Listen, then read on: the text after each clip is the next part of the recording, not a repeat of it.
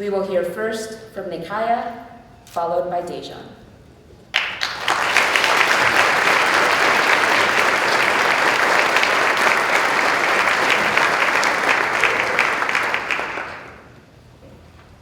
Good morning. Good morning. MIT students, faculty, staff, and guests. My name is Nikayah Etienne. I am a proud Dominican woman, born and raised in Brooklyn, New York, and a young Black activist striving to better the lives of students of color on this campus, especially through my involvement with the Black Students Union and as an admissions ambassador. I celebrate my culture here through dance as a member of Sakata Afrique. I will be getting a degree in June in mechanical engineering.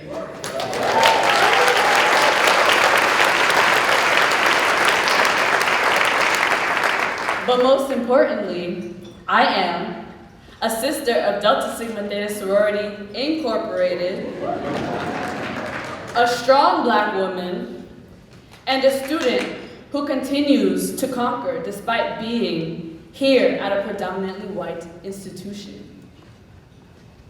My family's journey, which became my journey, started before I was born, when my mom immigrated here illegally from Dominica, a small Caribbean island, to Brooklyn. My mother believed there was more here for herself and her children. Growing up, I never truly knew how much my family struggled, and my mother never chose to show it. Her priority was making sure I was educated.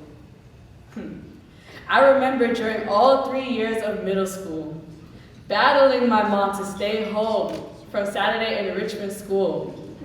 For the record, I never won.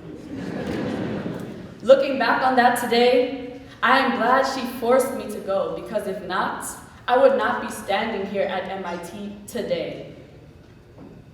While in Brooklyn, I grew up in a Black neighborhood. My neighborhood specifically heavily consisted of Caribbean immigrants. Because of this, and because of my parents, I am fortunate enough to know a great deal of my heritage. My high school consisted of 90% Black students, with a majority of Black teachers, administrators, and staff. I was always sure, and I was always aware I was Black, but never really knew what that meant outside of the Black community until coming to MIT. MIT was my first real experience as a member of the minority. I realized my race now meant I was one of the most visible to the eye, but also the most overlooked. In my classrooms, my face was the most memorable, but my intelligence and my input was the most shunned amongst my peers. The stereotypes that I grew up hearing about was being attached to my Blackness.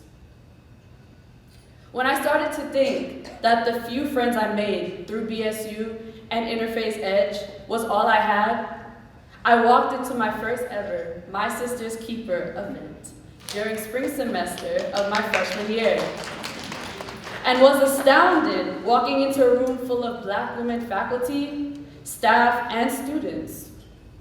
It was my first time at MIT, where I did not feel like an outsider because of my race.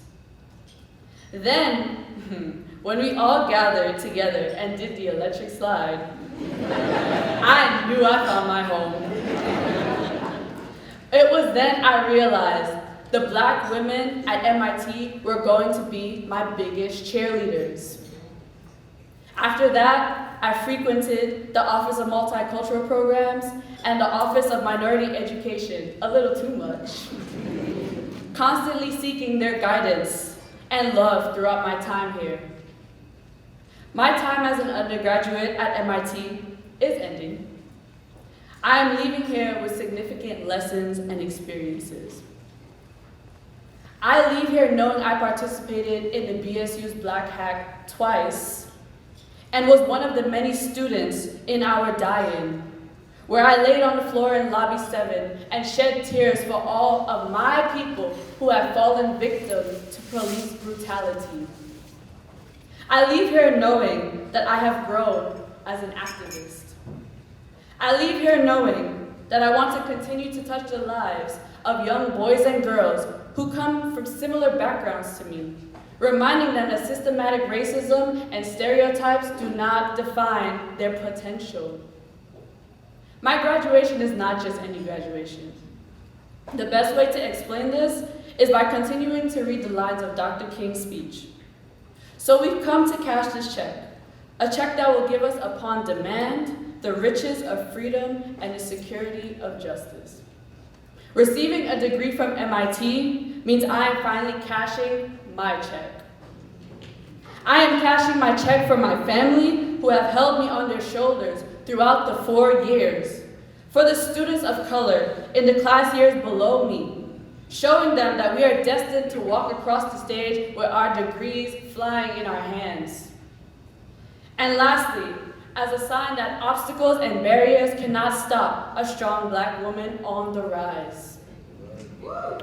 My check is an indication that the Bank of Justice is not bankrupt.